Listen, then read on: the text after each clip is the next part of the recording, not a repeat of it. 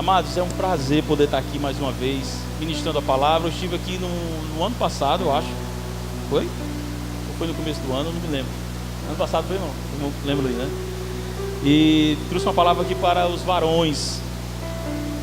Estou lembrando dessa pedrinha aqui do João Mateus, ó. Vou deixar ela aqui. Glória a Deus. E é um prazer poder estar aqui adorando ao Senhor junto com os irmãos. Nós vamos trazer uma palavra hoje. Amém? Eu não sou um pregador evangelista do reteté. Amém? Eu sou um pregador que gosto mais de ensinar. Gosto mais do ensino. Amém? Então Deus me usa mais dessa forma. Tá certo? Então você tem misericórdia comigo, tá bom? Que eu não sou tão pregador quanto o pastor Célio, viu? O pastor Célio prega demais, né? Então você tem misericórdia comigo, amém, irmãos? Aleluia. Glória a Deus. É um prazer poder estar aqui, amados, e compartilhar a palavra com os irmãos, né? Para quem não sabe, o pastor Célio foi meu primeiro pastor. Eu aceitei Jesus com 13 anos, num dia de quarta-feira, num culto de oração. E o pastor Célio, até a canção eu me lembro que ele cantou, né? E aí, aceitei Jesus naquele dia, foi bênção demais, com 13 anos de idade. E de lá para cá o Senhor vem abençoando a minha vida poderosamente, né? Então os irmãos que estão aqui, a grande maioria, a pastora Raimunda, né? A irmã Aurinha, né? A irmã Socorro, né? A Clébia que não está aqui, está lá no outro culto, não é isso? Né? E os irmãos eu conheço já de longas datas, né? Esses irmãos foram referências para mim, né? Foram referências para mim, eles me ensinaram, né? A pastora Raimunda, a irmã Socorro, né? Que me ensinou, a irmã Clébia, eles que me ensinaram a seguir o caminho do Senhor. E eu sou muito grato, né? Uma coisa que eu tenho no meu coração é de ser grato e de honrar, né? Honrar aos nossos irmãos, nossos pastores, que nos ensinaram o caminho da fé. Amém, queridos? E tem alguns irmãos aqui, amigos, né? O irmão Dinei, meu amigo, os irmãos, né? Que se eu for falar todo mundo, alguém vai ficar com ciúme, né? Então, queridos, nós vamos trazer essa palavra nessa noite. E é motivo de muita alegria poder estar aqui com vocês, compartilhando essa palavra. Amém? Glória a Deus. Vamos abrir a nossa Bíblia no livro de Oséias, capítulo 4. Quem achou diz: eu vou morar no céu. Quem não achou diz: eu também. Ixi, então muita gente não achou, né? Oséias capítulo 4, versículo 6 diz assim: meu povo foi destruído por falta de uma vez que vocês rejeitaram o conhecimento, eu também os rejeito como meus sacerdotes. Uma vez que vocês ignoraram a lei do seu Deus, eu também ignorarei seus filhos. Algumas versões diz: o meu povo foi destruído, né? O meu povo está sendo destruído. Tem outra versão que é assim. Amém? Oramos. Senhor Deus, Pai Todo-Poderoso, abrimos o nosso coração nesta noite, Senhor, para te adorar. Senhor, traz luz para o nosso entendimento. Revela a tua palavra a nós, Senhor, em nome de Jesus. Senhor, a temporada da mentira foi embora. Senhor, a temporada da prostituição foi embora. A temporada do adultério foi embora. Chegou a nova temporada, a temporada da alegria, a temporada da sabedoria e a temporada da abundância, em nome de Jesus. Quem crê assim diz amém. Glória a Deus. Amém, queridos. Amados, Deus colocou no meu coração esta passagem porque é bem simples de entender que quando não há conhecimento, o povo morre, o povo se destrói. É a Bíblia que está dizendo. Quando não há conhecimento, a palavra, a abundância, a vida não chega para você. Se nós pudéssemos entender esse versículo de uma maneira positiva, ele seria: o meu povo tem vida porque tem conhecimento. E aí é bem entendível que está dizendo que o meu povo é destruído, ou o meu povo morre por falta de conhecimento. Ou seja, a ausência do conhecimento gera morte. Diga comigo: a ausência do conhecimento gera morte. E o contrário você vai repetir comigo. Diga: a presença do conhecimento gera vida. Quando há conhecimento, há vida. Então, queridos, a palavra de Deus, ela é recheada de conhecimento. E quanto mais você conhece, mais vida você adquire. Quanto mais você conhece, mais você é abençoado, mais você prospera. Então, entendendo essa palavra, se nós vemos também Provérbios capítulo 4, no versículo 13, Davi dá uma mentoria para Salomão, ou seja, ele dá uma instrução para Salomão, que é seu filho. Ele diz para ele: meu filho, apega-te ao conhecimento. Em outras versões, apega-te à sabedoria, apega-te à instrução. Outra tradução: apega-te à correção, porque a educação é a tua vida. Diga comigo: a educação é a tua vida. Está escrito em Provérbios capítulo 4, versículo 13. A educação é vida. Quando a gente busca conhecimento, a gente recebe vida. Quanto mais conhecimento eu adquiro, mais vida eu adquiro. E em João 10:10 está escrito, Jesus disse assim: o ladrão veio para matar, para roubar e destruir, mas eu vim para que tenham vida e vida com abundância. Jesus diz: eu vim para que você tenha vida e vida com abundância. Então, o papel de Jesus, além dele ser teu Salvador, o Salvador da humanidade, ele também veio para trazer vida para você, vida com abundância para você. Então, ele tem esse interesse de dar vida e vida com abundância para você. Ele disse: eu vim para que tenham vida e vida com abundância. E nós entendemos em 3 versículos que a vida está no conhecimento. Diga comigo: a vida está no conhecimento. Quando você adquire conhecimento desta palavra, você adquire vida. Quando você adquire conhecimento que está na palavra, você é vivificado, você é abençoado. E o que é uma vida abundante? Uma vida abundante, ela não é uma vida com grandes sobras. Não é vida sobrando para... Está vindo uma palavra na minha mente. Não é aquela sobra para esbanjar. Obrigado, para esbanjar. Não é.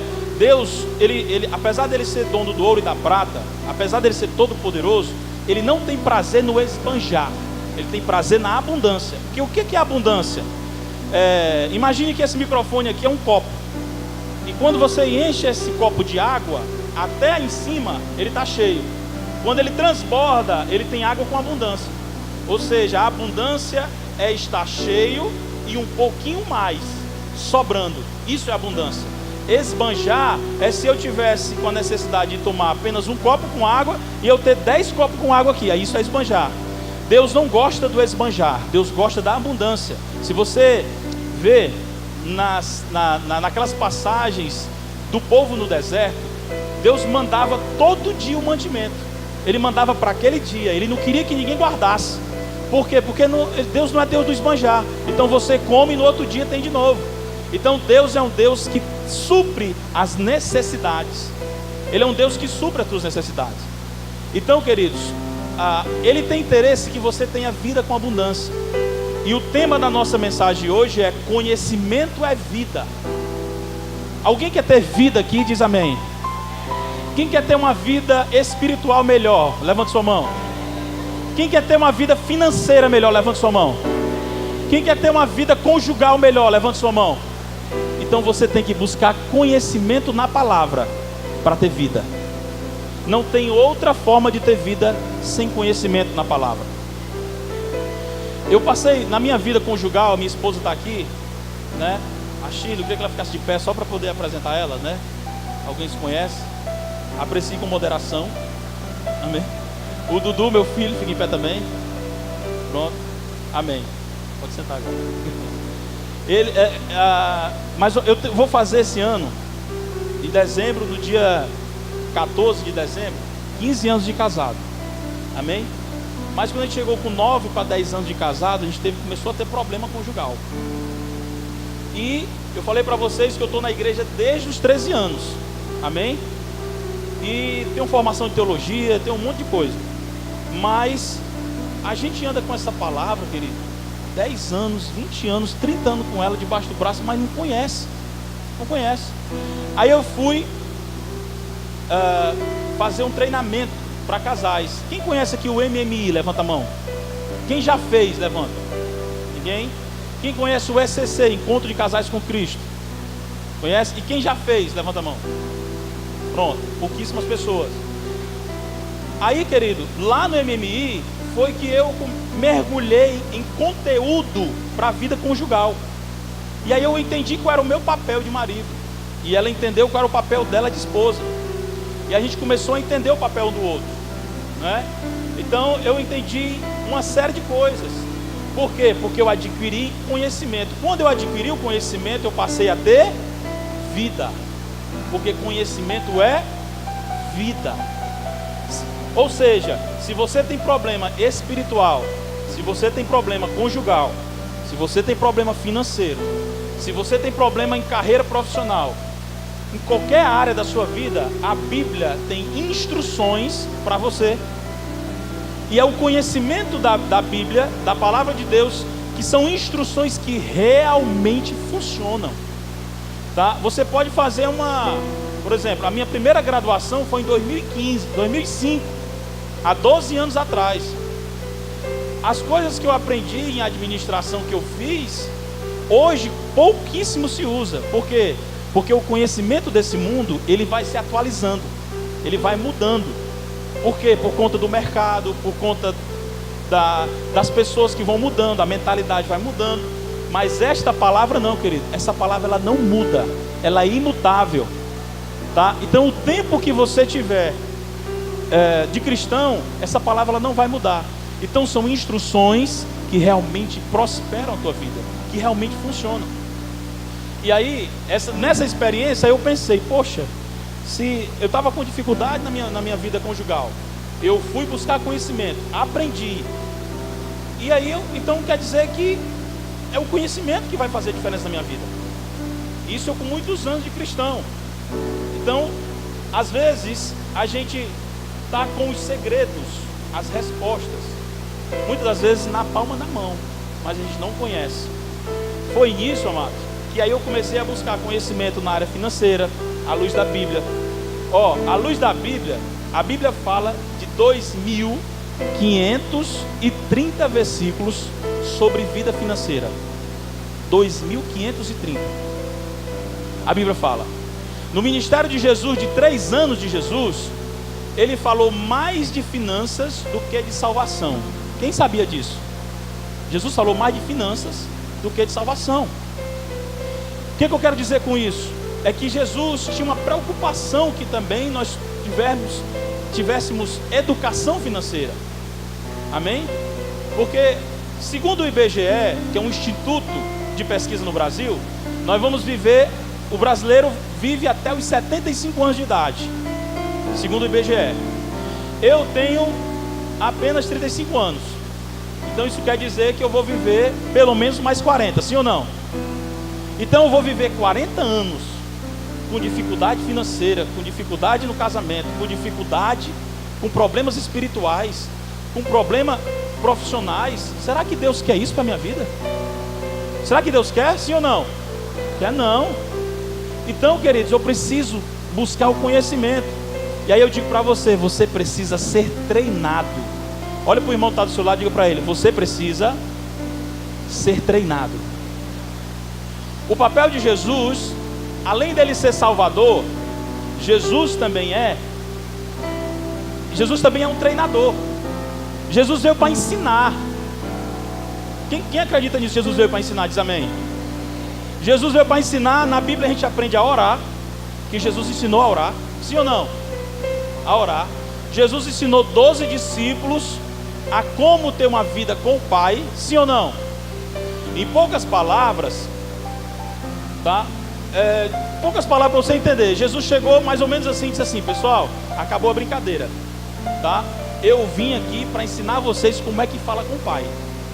E só tem um jeito de você falar, vocês têm que falar através de mim, porque eu sou o caminho, eu sou a verdade e eu sou a vida.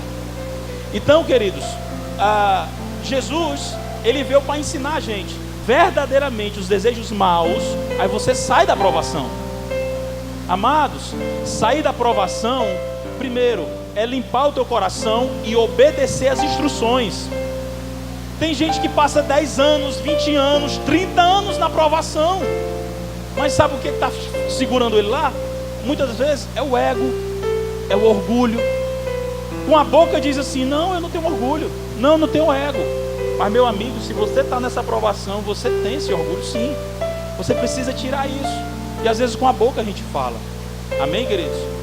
Quando a gente busca esse conhecimento, a vida chega para a nossa vida. Amém?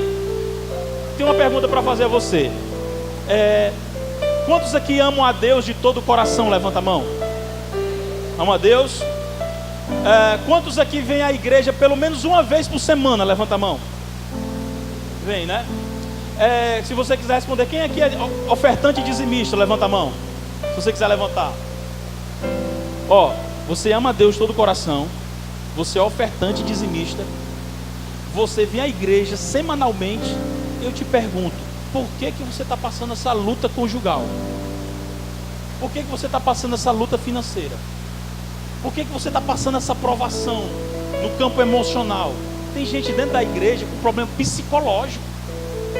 Por aí é só o que eu encontro. Tem líder na igreja com problema psicológico. Líder. Tá? Por quê? Sabe por quê, amados? Por falta do conhecimento. Sabe por quê? Porque ter uma vida financeira abundante não é somente devolver a oferta e o dízimo. Isso tem que ser, tem que ter, amém?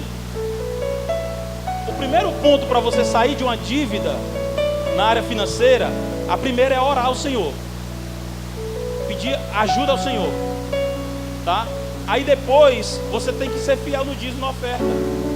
Mas tem outras instruções. Você precisa aprender a fazer orçamento financeiro. Você precisa aprender outros conhecimentos técnicos e também conhecimento da palavra, tá? Por exemplo, a palavra fala, na área de finanças, estão falando sobre finanças. Na área de finanças a palavra fala sobre ser fiador. O que é fiador? É você assumir uma dívida ali pelo outro, né? Você assinar pelo outro, junto com o outro. Aí a Bíblia te orienta a você não ser fiador, tá? Não ser. E se você for, ela também te dá outras instruções. A Bíblia fala sobre emprestar ou tomar emprestado dinheiro, se pode, se não pode. Aí eu não tenho conhecimento, aí eu não vivo. Eu estou falando de finanças para dar um exemplo, tá? Mas tem outras áreas. Quem é empresário aqui? Levanta a mão. Empresário, tem empresa? Alguém?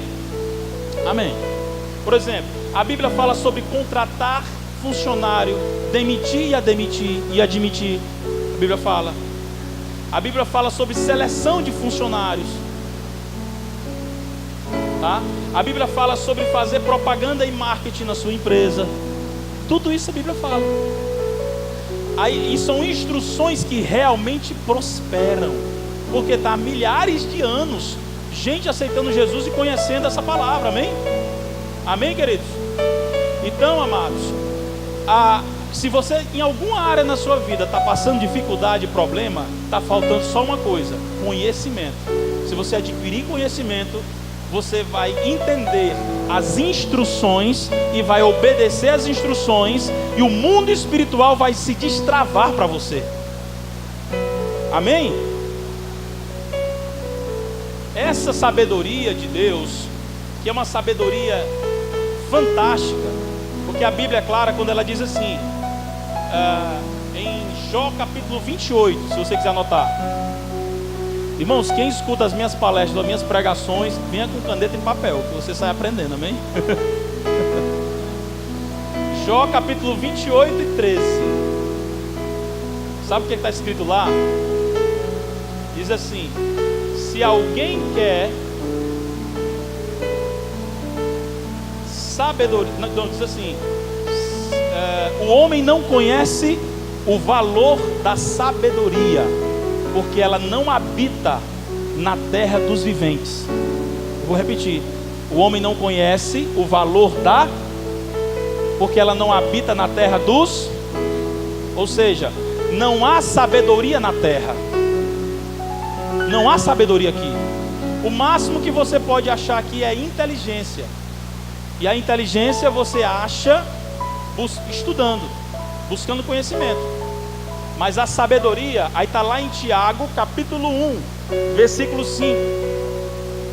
O que é que está escrito lá? Diz lá assim: se alguém quer sabedoria, busque a Deus, que Ele te dá livremente.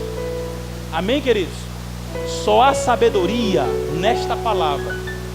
Se alguém é sábio, está instruído nesta palavra. Nenhum ser humano pode ser sábio sem ser instruído nesta palavra, porque não há sabedoria nessa terra.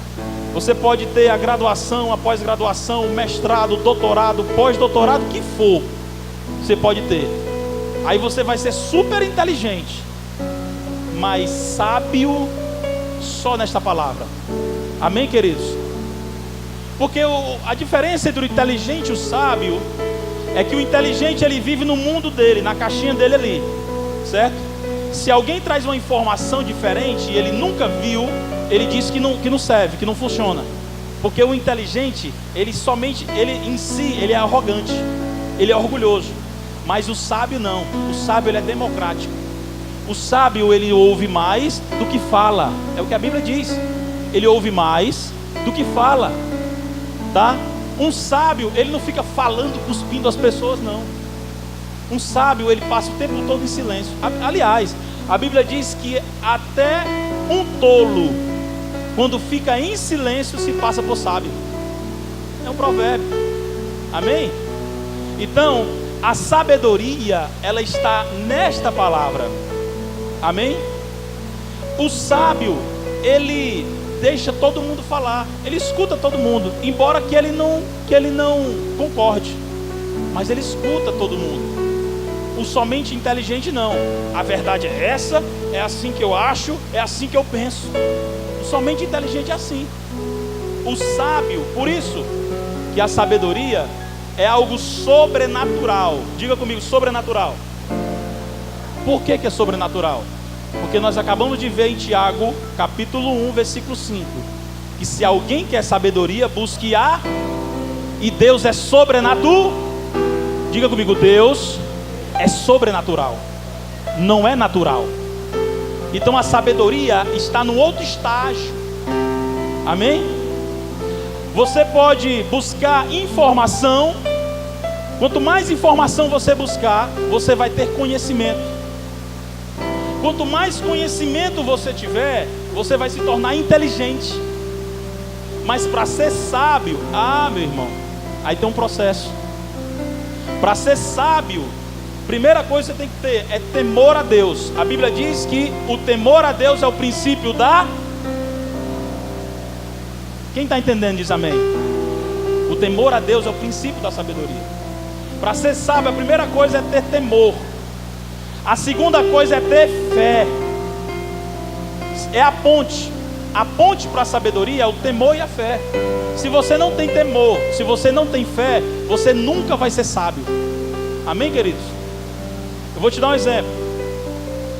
Eu tenho 2 graduações, 2 pós-graduações e uma formação em coaching. Tudo isso não serve de nada diante da sabedoria de Deus. Amém? Não serve de nada. O que é ser sábio? É eu pegar todo o meu conhecimento e me inclinar, me curvar diante da sabedoria de Deus, em temor, em fé a Ele. Aí Ele derrama sobre mim sabedoria. Amém? Isso é sabedoria. Aplauda o Senhor. Aplauda o Senhor.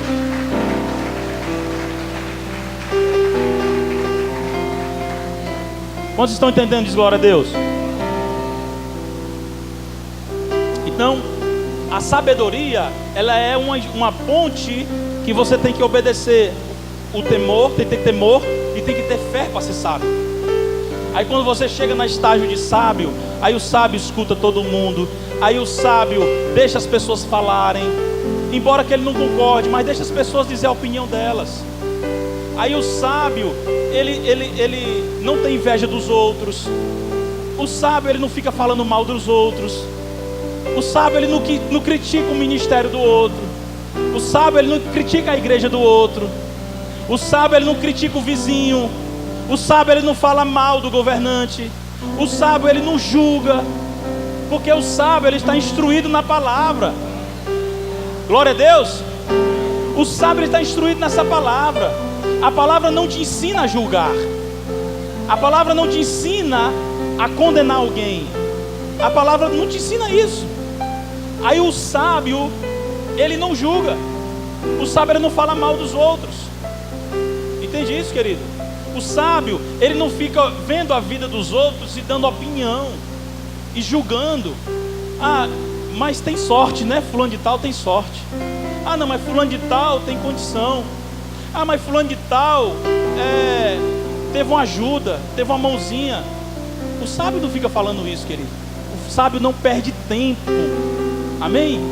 O sábio não perde tempo com essas pequenas coisas, porque ele sabe que a sabedoria é o maior tesouro para ele.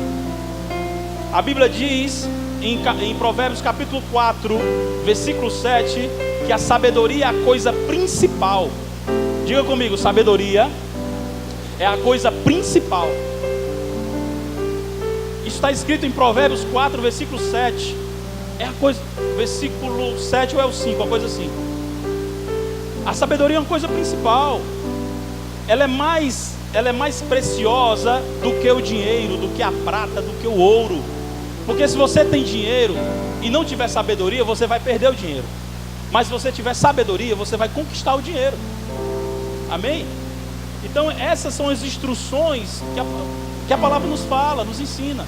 Quando você tem conhecimento desta palavra, você passa a ter vida com abundância. Quem quer ter vida abundante aqui diz amém.